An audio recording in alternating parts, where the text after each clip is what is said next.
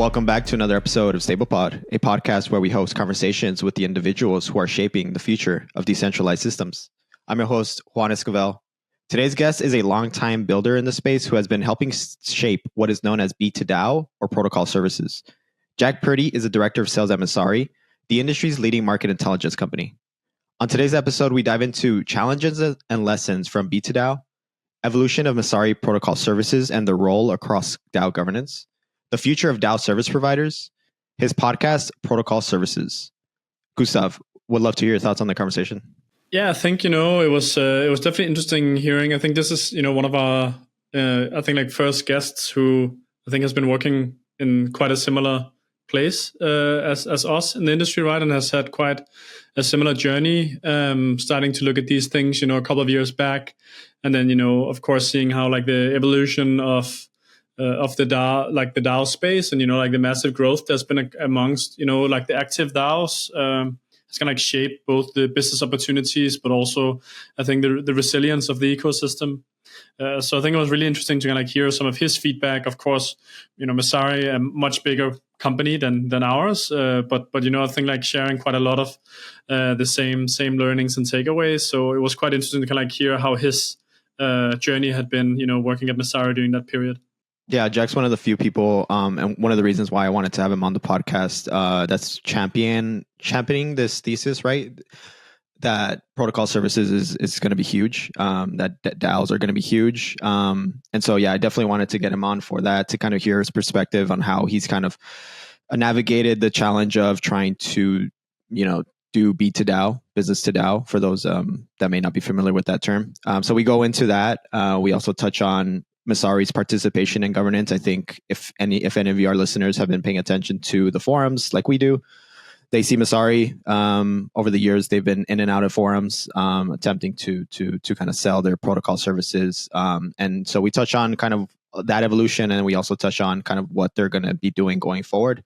And we even try to get him to answer, right, if they're going to be a delegate, right, if we're going to see them in the arena. So I quite enjoyed that conversation with Jack. Known Jack for a few years now, so I was excited to get him on. And he also has his own podcast, which we also touch on in the conversation, called Protocol Services. So yeah, you should definitely go listen to that podcast after this one. So without further ado, our conversation with Jack Purdy. Welcome to the podcast, Jack Purdy. Thanks for having me on. Awesome. Glad to have you on. Jack, I think a good place to start the conversation is with your role at Messari. What do you focus on exactly as director of sales? Yeah, so I'm sort of the business lead for our protocol services arm, which is kind of think about it like a crypto native, like investor relations like service, where we work closely with protocol teams kind of on like a core research and reporting functionality, as well as like a external comms element and distribution aspect of it as well. Yeah. So in your role, I imagine that it's quite, I mean, you mentioned these protocols, and us at Stable Lab, we know kind of like the unique challenges with working with these protocols, foundations, other people in the ecosystem. So I'm curious to hear more about kind of like what unique challenges have you found or faced, in trying to do sales for these protocols? Great question. So yeah, I mean, sales, like, to protocols, it's such a different beast from like, traditional enterprise SaaS sales. I think kind of one that's pretty pervasive, like across the spectrum of different teams we talk to, is like just like the different like organizational structures, and kind of getting a sense for, what teams to talk to in order to get like certain initiatives across. And like this gets more complicated with the more decentralized an organization is, right? Like if it's a team that just raised Series A and like they're still building and maybe pre-mainnet, like that's easier. That might operate more like just working with a company, kind of find your stakeholder, talk to them, move something forward. But as you get to something like an Arbitrum or an Optimism, right, where it's like there's so many different stakeholder groups, where it might be like a foundation, a grants program, like different council, like various like delegates you need to talk to. It becomes much more in depth of like a stakeholder mapping process, which you really from the BD side kind of need to put some thoughtful effort into. Yeah, so that sounds like there's just so many different stakeholders you need to kind of interface with. It's like, traditional BD is, it's more kind of, your targets, and it's a little bit more, it's easier to build those relationships. But when you're dealing with like an ecosystem or like a community, it's like, damn, like I need to show up to community calls maybe, or I need to kind of like, it's just a whole different ball game. And that's one of the reasons I wanted to bring you onto the podcast. I wanted to kind of hear Messari's perspective on how you've basically tackle this challenge of trying to do sales with protocols. So maybe before we completely dive in, maybe you could explain for our listeners, because I think a lot of people hear Messari and they know kind of the Bloomberg of crypto, or kind of they know Messari Enterprise, but maybe just like, can you just double click on and clarify what exactly this other branch, Protocol Services, like aims to achieve, and kind of what it means to the company, I guess, as a whole? Yeah, great question. So it all kind of started when, back when I was still a research analyst at Messari in the early days, and starting to think through like, okay, drawing parallels sort of from, my TradFi banking background. It's like you have, this broad base of like quarterly financial statements that like our entire financial system analytics is like built on. Like that doesn't exist in crypto. And, how can we sort of bootstrap that into existence? Like at the time, we were early research firm. It's like, hey, we'll write research and people will pay for it. But I sort of had this idea of, okay, well, what if we actually can create almost this like open source repository of quarterly, financial statements. And I use that term like loosely, mostly just like relevant on-chain metrics, KPI, fundamental metrics, and have them freely available. And how can we turn that into a business? And so kind of flipping the business model on its head from like Messari Enterprise, Protocol Services will actually speak to foundations, grant programs, to get funding to create these and have them be freely accessible, right? So to kind of like subsidize a lot of like the analyst, data science work that goes into it, and actually build a business off this while still trying to maintain that like crypto ethos of having this be freely available.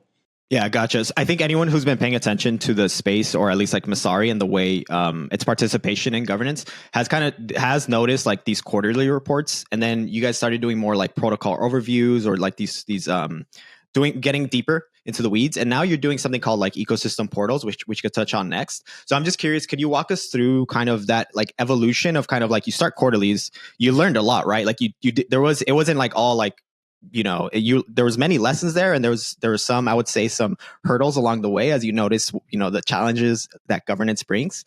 So I'm curious to kind of learn some more from your perspective, what you guys learned in terms of like, you tried this experiment, debated, it worked.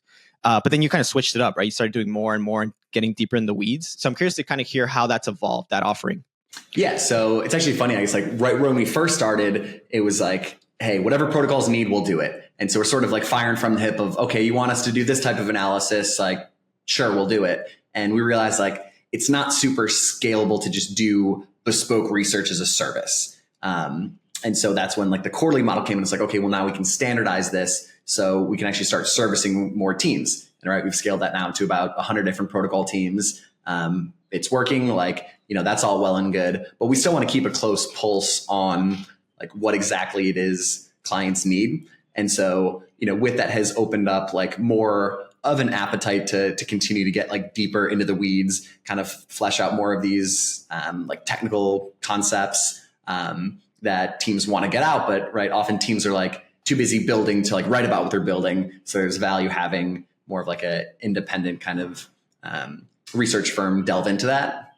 And I know you mentioned the portals as well. And so that's something we see as like a natural extension of the quarterly reports, where I think Dune has the tagline, like the revolution won't be reported on quarterly. And like, we agree, even though we do quarterly reports, like it's not something where stakeholders should have to wait 3 months to get data, because blockchains are open source, right? Like we should be able to get some of this in real time.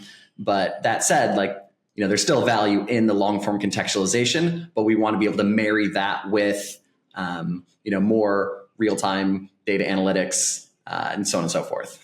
I have a question here. So, I mean, a lot of the work that you mentioned, like all of these protocols, and I know that also like a lot of the teams you work with also like mainnets.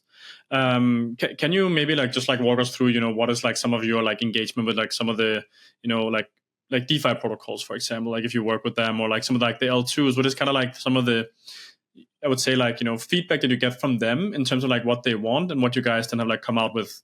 Yeah, good question. So with DeFi protocols, so like we work with, Synthetics, 1inch, folks like that, where, particularly when it's just like say plain vanilla protocol on Ethereum, like there already is like pretty good on-chain data out there, right? Like there's robust Dune dashboards. Like it's not a crazy complicated lift to try to pull DEX volume, or if it's a lending platform, the loans originated and the interest rate revenue.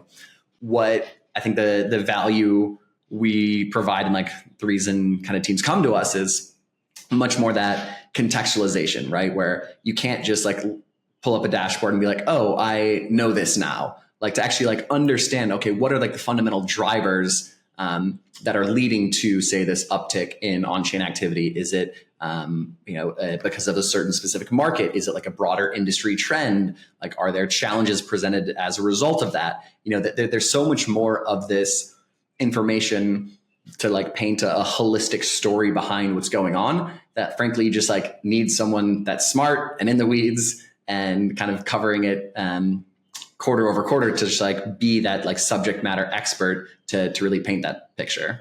Yeah, it's definitely an interesting trend. Of course, Messari is doing this now. And also like some of the, I don't know if you want to call them competitors, but similar services are now also offering similar things, right? Like Blockworks, I think, is doing like some type of advisory. It's just very interesting to kind of see that trend and kind of see maybe that kind of thesis kind of prove itself, right? Like we're seeing these teams and these protocols need help, and they often look external to kind of get expert help. And there's just so many types of different businesses and offerings and services that are going to come as a result of all these, right? All these protocols and ecosystems launching. You kind of answered my next question, which was going to be kind of like, why Messari, right? Like why does a protocol or an ecosystem come to Messari to have, or to host this portal? Maybe you could kind of expand a little bit further there. Like what makes Messari different? Yeah. So, I think there's a couple other interesting angles here. So the first one I gave was like say plain vanilla like DeFi protocol on Ethereum, right? It's like, okay, we want that added contextualization, but say maybe it's some bespoke VM, AI middleware infrastructure layer, right? Where it's like there's not a Dune dashboard for that, right? Like yes, this blockchain is open source, but there aren't any data providers readily able to extract that. Right. So, when we work with teams like The Graph, Filecoin, like that's, I'd say, a more technically complex ask. Right. So the fact that we have a team of dozens of data scientists that do this for a living and are very familiar with, extracting raw data from an archival node, doing all the kind of the ingestion and transformation to then put those in the reports. And then, there's also the distribution side, right? So teams, while like these reports have value in and of themselves, like if no one reads it, then, what good is it? So a lot of times teams see us as sort of like a megaphone, where having been around the space for a while, like we have, pretty big distribution network of crypto native folks, but we've actually spent a lot of time trying to like break out of just like the crypto bubble, right? Like crypto is now becoming more mainstream, right? Like the quote, real world is very much paying attention to the space. And so we've actually worked with teams right at Bloomberg, S&P, AlphaSense, Refinitiv, like a lot of the biggest TradFi research platforms in the world, who are now actually hosting these quarterly reports, on the terminal, on Cap IQ, a lot of these very like institutional focused platforms. So Messari, in this sense, acts as like an intermediary between the crypto world, where we still have that trusted name, but then can, bridge to the world of asset managers, hedge funds, investment banks that are very actively starting to allocate more, time, human capital, if not monetary capital as well to this industry. I picked up on kind of like some of the things that you mentioned before, right? And I think like, I mean, we certainly have been, experiencing this kind of like, I would say like rapid boom we've seen in DAOs, since like the last, 3-4 years. I think, when we started, working with governance, there was really only one protocol that was in a position to be able to pay, and that was MakerDAO. And then, of course, like all the L1s, I think was like kind of like where you guys started, right? But then, especially in like the last 2 years, we've seen like so many DeFi protocols, and also like now the L2s are like basically like, launching DAOs and wanting to become more and more decentralized, kind of like left, right, and center, right? How are you guys been kind of like, dealing with this trend, and how are you guys positioning yourself to be able to kind of like capture this, like at the moment, like very rapidly growing market, right? Yeah, so it's something we've definitely had to roll up our sleeves and get involved in decentralized governance, probably a dozen or so times. And it's been interesting, right? Each one is almost like a wholly new experience, right? Going to like the Polkadot treasury versus, being on like the optimism forums. Like, again, while there are consistent frameworks in some cases, usually it's a pretty varying like stakeholder set and overall governance process. I'd say like more or less it's still like very, very nascent. Like while the last couple of years we've seen tremendous strides in like the tools out there, in participation in more like professional delegates, coming forth and really like stewarding and sort of being like those protocol politicians, but it's still really messy. And like, right, in our perfect world, we'd much rather just like work directly with a foundation. Like it's easier. You don't have people on forums screaming and yelling about, $10,000-$20,000 budget, when it's like they're not necessarily always the best people to be in a position to weigh the ROI of a spend.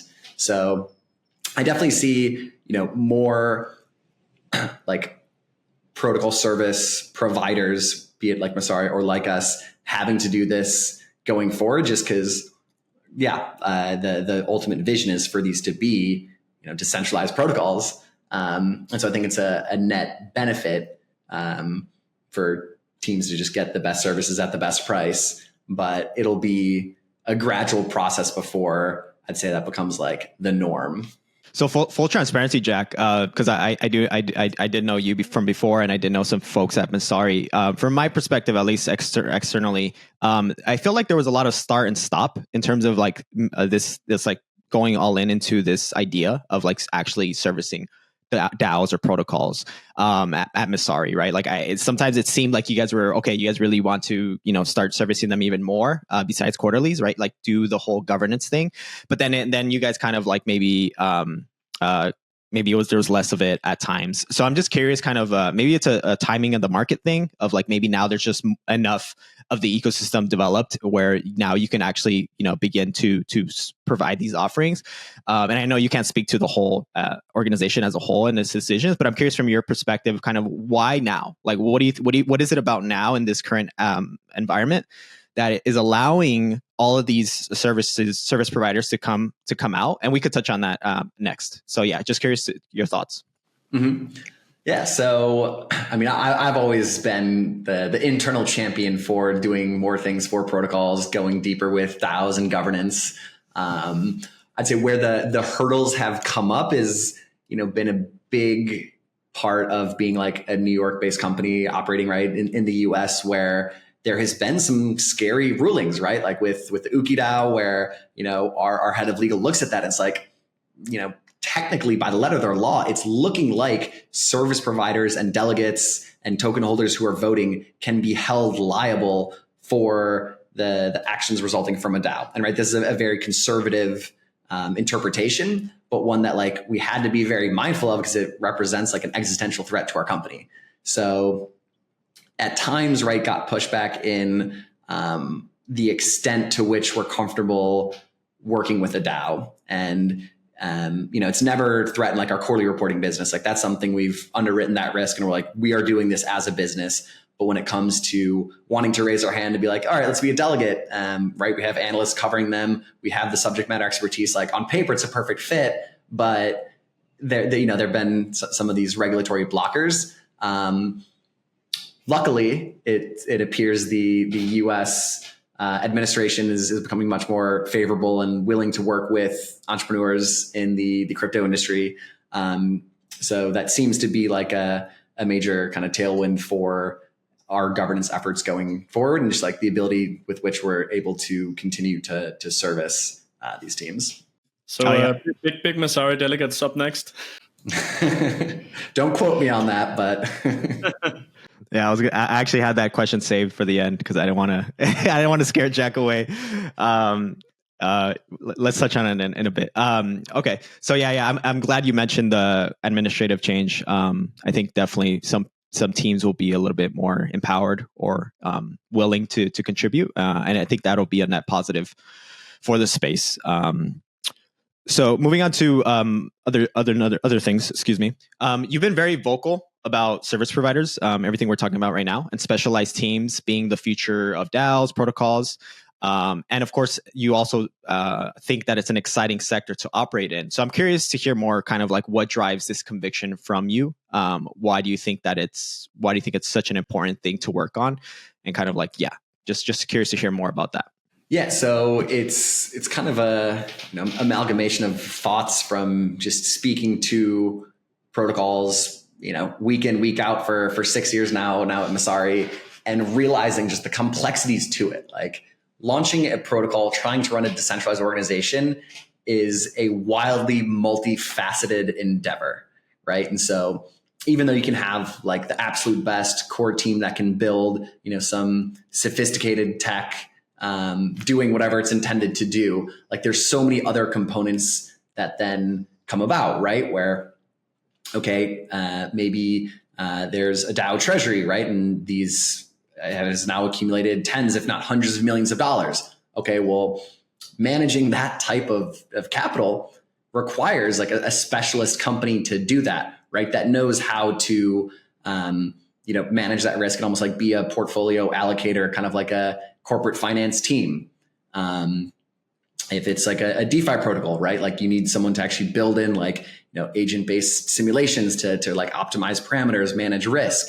And there's too many different things to try to think that like, one company can do it all and manage these. And so that's where, we started seeing teams like Gauntlet, Chaos Labs, Karpatki, like these specialist providers that can say like, hey, we do this one thing and we do it really well. And so like, we're going to be the go-to if, protocols that look like this sort of need this type of service, if that makes sense.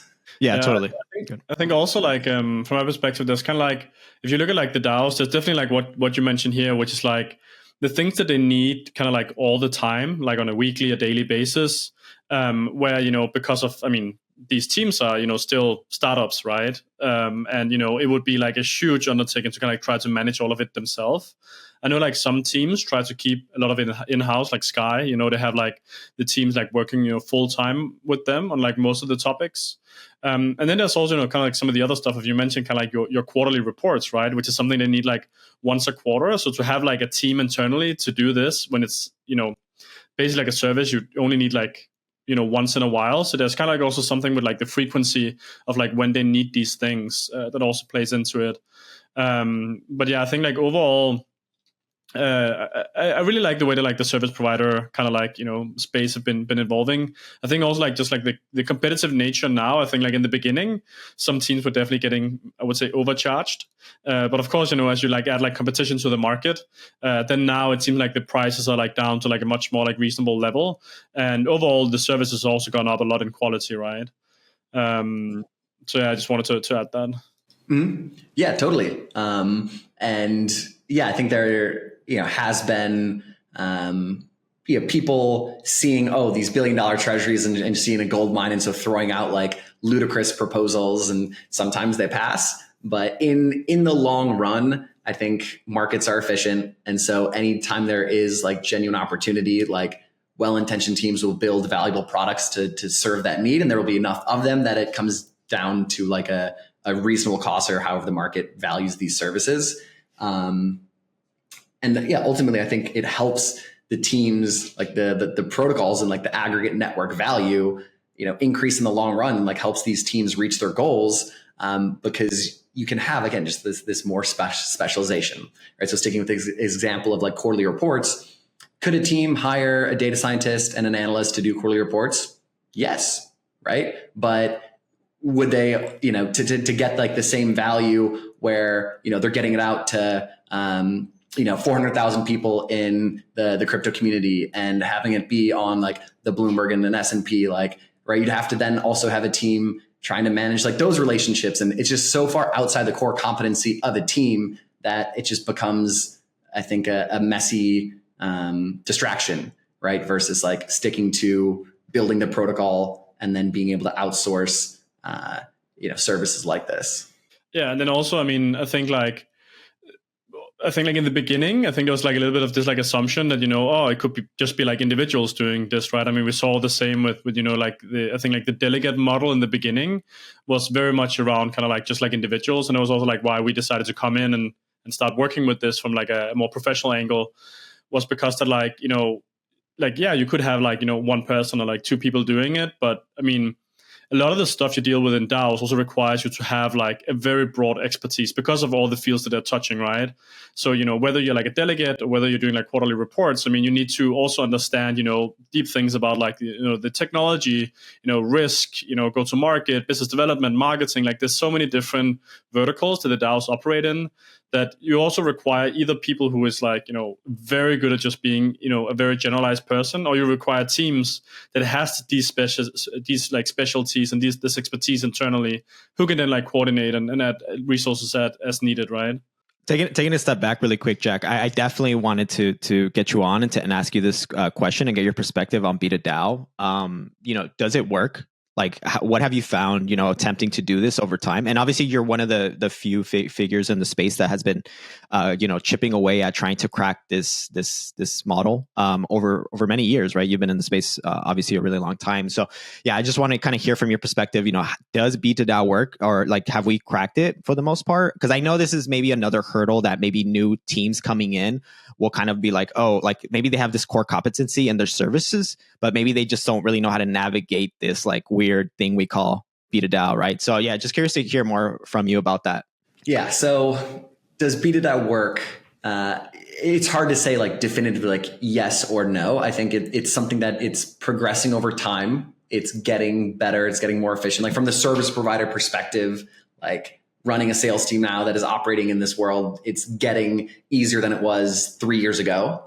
And I think it's, we're seeing more service providers come in, which is a sign that, shows like they're seeing this opportunity and that it's worth the added complexities to be able to do this because teams need it and they have money to pay for it. And so like there's seemingly a fit. But yeah, I mean, I spend a lot of time talking to, quote unquote competitors. But again, I really genuinely do not see it as like a highly competitive space. But most of these other companies, the Blockworks, Delphi's, whoever of the world, they're also kind of very much keeping a pulse in this world and putting efforts towards continuing to try to service DAOs. So, yeah.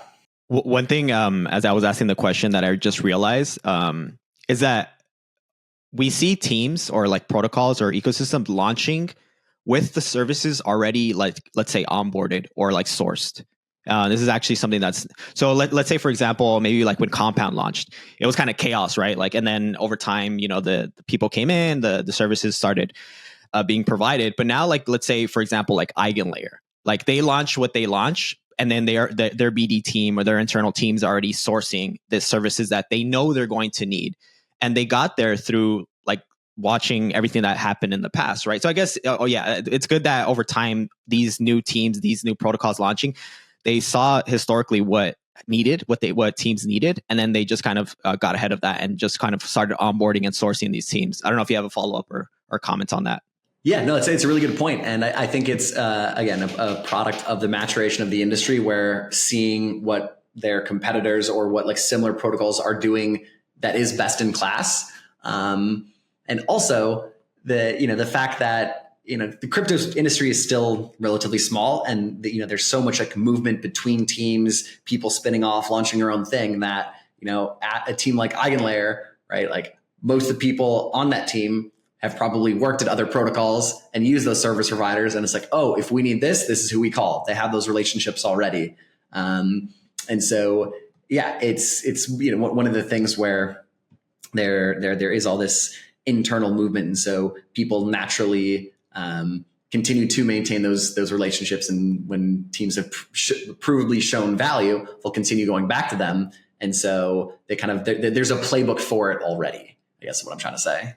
Yeah, it's like interesting. I mean, it's kind of like we're going from what used to be like a purely like outbound, you have to fight for like every single thing you're doing, to now becoming like much more like inbound, right? Because I mean, we feel this ourselves as well, right? I mean, we have all the time kind of like new teams reaching out to us and like, wanting us to get on board from like day one.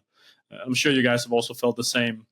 On like that note, I mean, because I have seen kind of like teams coming in that like, arguably could be, like pretty good teams. But I think like if you're starting out without like any connections or without like a reputation, I think it's actually also becoming like a gatekeeping mechanism, right?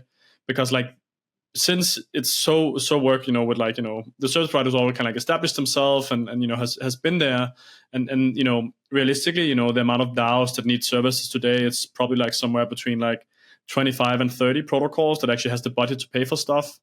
I also think we see like a little bit of like, gatekeeping. I don't know if you have like felt this or seen this, or maybe you felt it like in the days when you guys started out. And when you say gatekeeping, so like from DAOs kind of keeping like the service providers they work with close to the chest? Yeah, or just like, it being like difficult to break into. I think like, kind of getting like the first, I think if you have like a normal like SaaS service or something, right, it's so much easier to sell it. And, kind of like once you then start having some clients, like it's pretty easy, I think, to kind of like continue like the growth there. But I feel like, breaking into the DAO space, if you come with like a clean slate, I think just for me looks like very difficult. Mm-hmm. Yeah. And that's one of the very interesting dynamics of this world is like the politics behind it.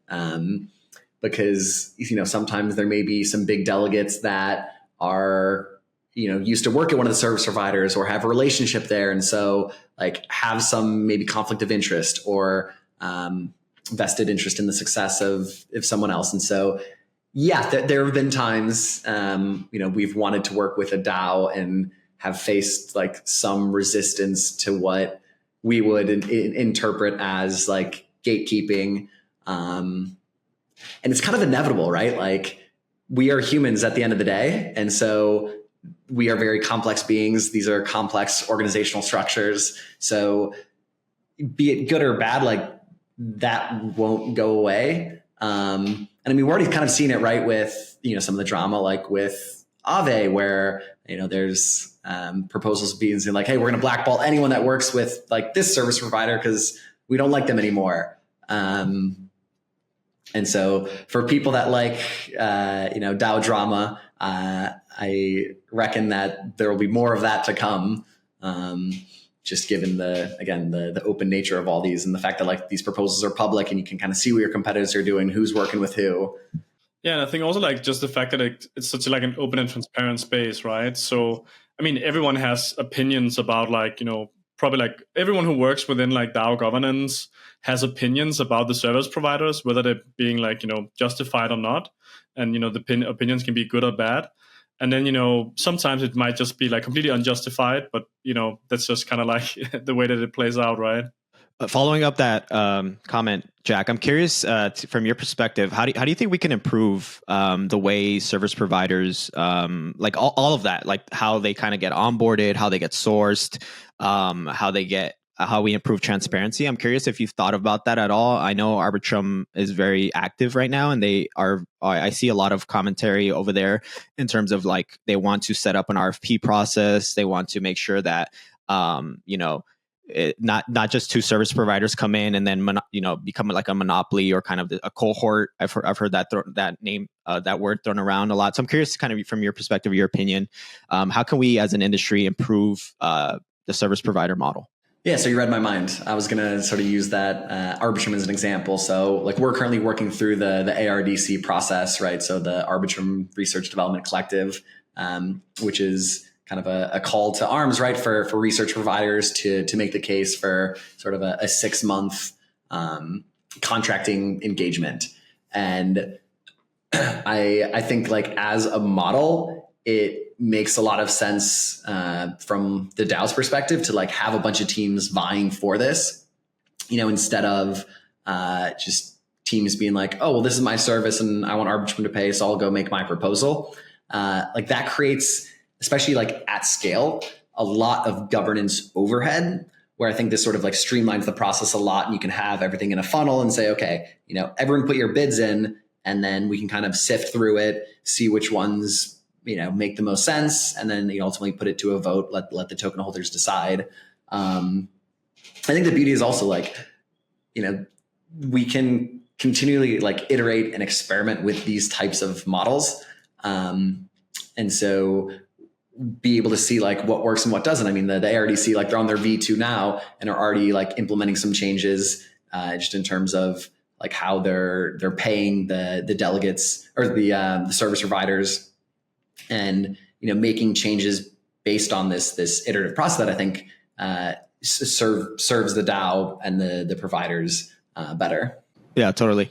I'm curious. I know you have a podcast, and we're going to touch on that next. I'm curious. You're having on these guests on, right, that are service providers. I'm curious. Have you come up with any ideas, or maybe you already had these thoughts in terms of, what additional services or offerings are we missing as an ecosystem? I'm curious if you have any thoughts there about like things you think we should actually have, and it's just not there yet, or maybe you just think we just need to mature across the board.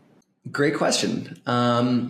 I don't think there's any glaring lack of service provider at the moment. Like I'd say, teams more or less like all the core functionalities, there's loosely like someone you can call. What I think where like the space is going is like much more of like this like specialized consultative type approach, where there's like a few out there, right? Like, if you're cooking up a TGE, you kind of need some like token design, right? Like Delphi's kind of the go-to there. Obviously you mentioned, Blockworks launching their advisory arm, but it's gonna be something like we see, I think, in the traditional corporate world, right? Where you have like big four management consulting firms, a lot of like boutique shops. So like much more of these, strategic teams.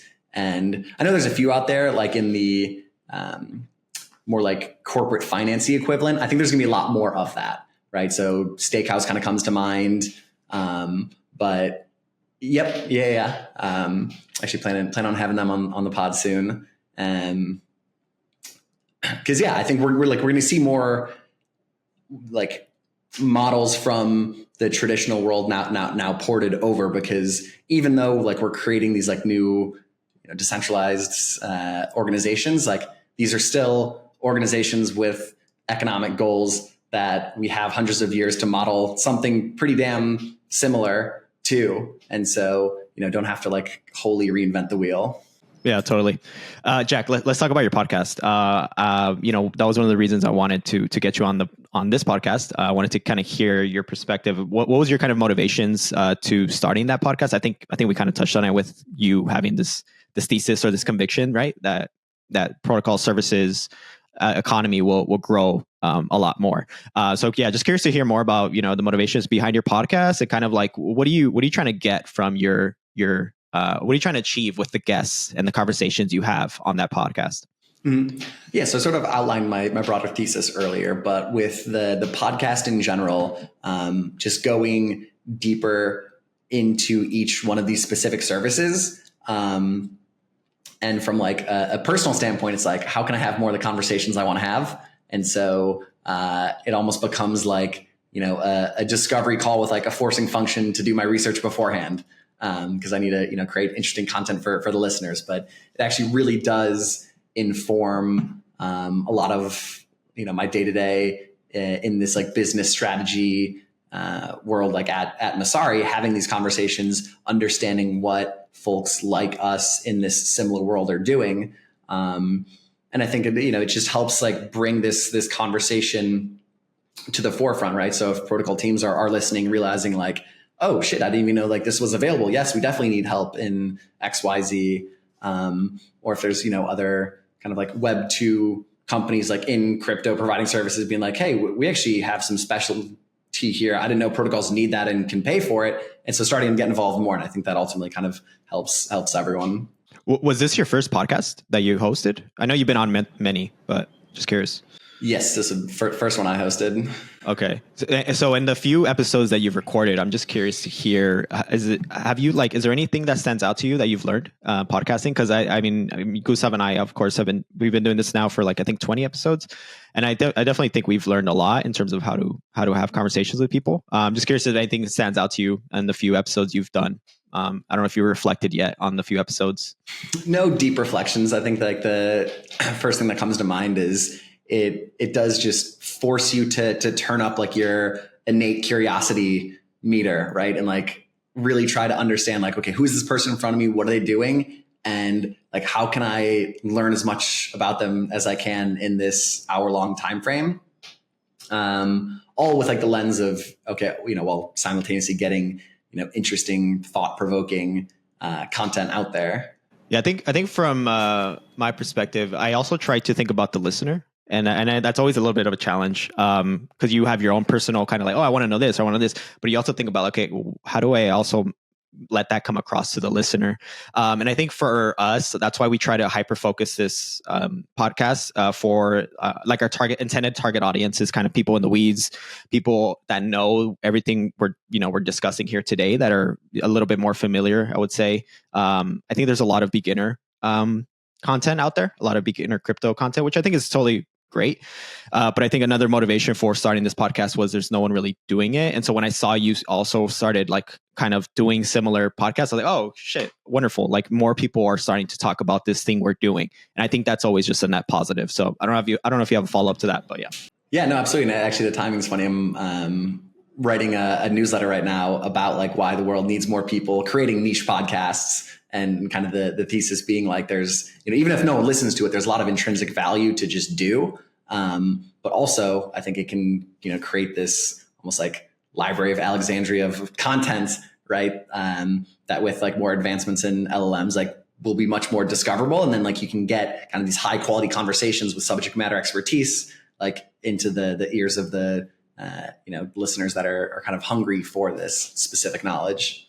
Yeah, for sure. I think also the human element is something we can borrow from really good Web2 brands that I pay attention to, is that they lean into the human element. And that's just so effective in getting people to actually care about your brand, the message you have. And obviously, like we're here in front of a camera. We're not just in a forum. We're not just like some random avatar. And I think that's always super effective in getting people to actually like listen to you and like what you have to say and so forth. So, yeah. So I did want to ask, in terms of like content, last question on content, we can move on. I'm curious, how do you think as an industry we can improve to make it more effective and productive in general, I guess? I know you're a creative person. I know you do some writing and now you're doing this podcast. So I'm curious if you have any thoughts there. So just on how we can improve like general crypto content? Yeah, because I think it gets a bad rep, right? Maybe for us, because we're deeper in the weeds, we kind of know how to discern or how to distinguish the good from the bad. But I'm curious if you have any advice for maybe someone listening that wants to start doing more crypto content, and they want to make sure that they're actually providing high value content. Actually talking, not just shilling and stuff like that.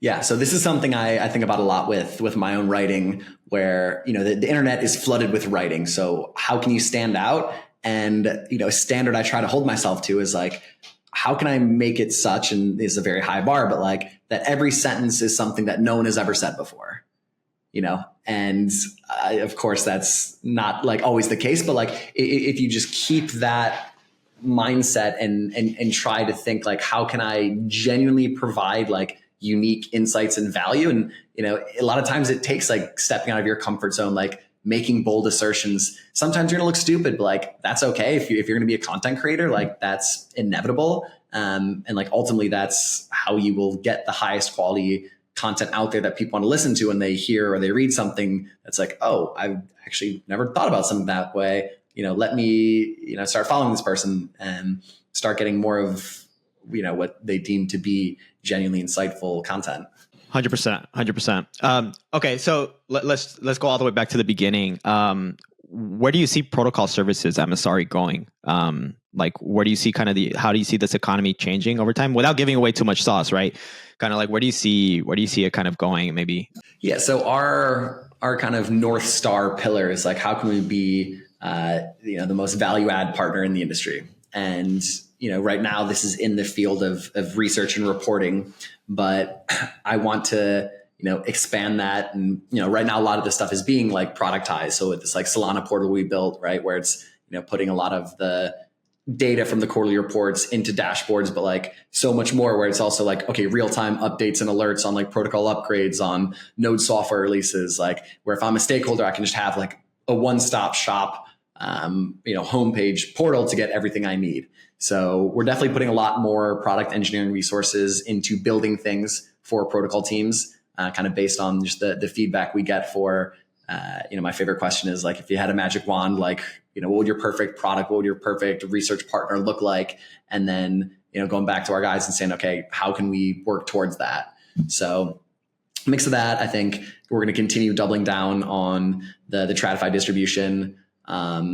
Just today, actually, we just got live on FactSet as well. And so, yeah, kind of keeping the role is like an intermediary to so much of this just institutional capital and participation. Potentially something we're also doing, like having more, high touch in-person events to, bring that side in the same room as the protocol teams, as different ecosystem partners, so that they can get kind of like a holistic understanding of what the protocol's building and like, again, who are the people behind it. Yeah, totally. That sounds all exciting. I'm curious for the portals. Are there some live? I think you mentioned the Solana one. Yep. So Solana was our first build partner on that one. We'll be launching one with Avalanche here in the next month or so, and then hopefully a lot more in 2025. Awesome.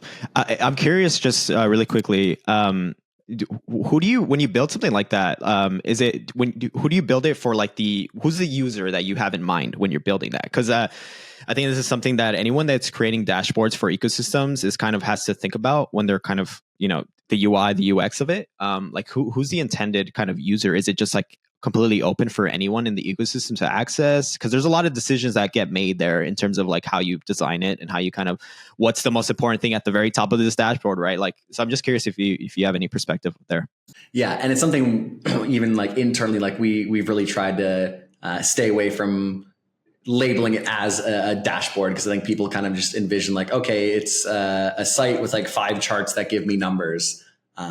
We see it much more of like a homepage for these protocols. And what we built, right, that's like V0. That's like our first stab at like, how can we put as much value add information on this portal? But I do see it being like a very multi-stakeholder geared product. I think, it's something that if I am, a builder looking to launch, on an L1 or an L2 or something, like I can now go to these portals and start to see, okay, what is like the real economic activity going on? And right, look into the data a little bit. You can look into like the development roadmap and actually see, okay, how fast is the team shipping? What's on the roadmap? What are kind of some of the technical developments? What are hurdles that they faced? Have there been major outages, whatever? So whether you're a builder, investors, obviously this is all relevant towards token price, being able to assess how much activity is going on. So I really see it as just like the one-stop shop for like serious professionals interested in making decisions that involve the protocol. Just a quick question here. Like where can our listeners see this portal? Like what's the webpage? Solana.messari.io. Nice little plug there. Gentlemen, I think it's a good place to wrap. Gustav, any final thoughts or parting words of wisdom you want to share? I just want to say, I think it sounds like you guys are like, doing like a lot of like really exciting things, and, fingers crossed, maybe we'll see you guys back in the delegate arena at some point again. But no, yeah, I think it sounds, really exciting. Absolutely. Never a dull day. Yeah. So when you just reminded me, Gustav, thank you. Actually, I almost forgot that question. What's going on? Are we going to see a Messari delegate or? if I have my way, yes. I will not throw out any promises. But something we're actively looking at, and be it again a direct delegate platform, or at the least just more participation in governance forums, in the pressing conversations with these teams, kind of again help act as subject matter experts, stewards of these teams we're deeply invested in with kind of our partnerships. Oh yeah, just like a quick follow-up question to that, Jack. If it was just up to you, don't think about Messari, what is the number one DAO that you would want to be a delegate at? Great question. You can pick two if it's very tough. Mm-hmm. I think probably Arbitrum. I just think there's, having gone through the ARDC, like I really like how they're thinking about governance. I like how engaged the delegates are. And I know it's one that, our analysts would love to cover. So if I came back and said, hey, we're going to be delegates, they would love me and they'd be fired up about it. So nice. No, I think that's a good answer. And it also kind of points to like who's doing it the best, right? Like if someone wants to be a delegate at your ecosystem, that says a lot about you. So, all right, Jack, we'll let you go. We'll let you enjoy the rest of your day. Thank you so much for joining the podcast. Absolutely. Appreciate having me on. This is great. Thank you, Gustav. Thank you. We'll see everyone on the next episode of StablePod.